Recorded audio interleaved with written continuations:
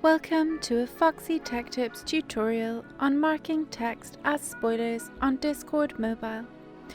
If you find this tutorial helpful, please consider subscribing to my channel and liking the video. When you are writing a message on Discord, you can make it be a spoiler text by adding /spoiler at the start of the message. This will convert your text to a clickable spoiler.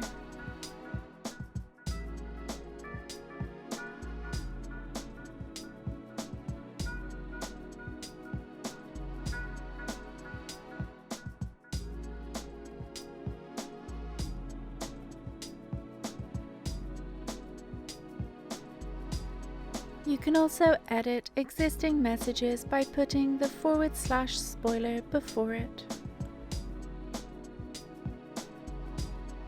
And that draws an end to this tutorial. Please like the video if you found it helpful, and subscribe to Foxy Tech Tips for more Discord tips and tricks.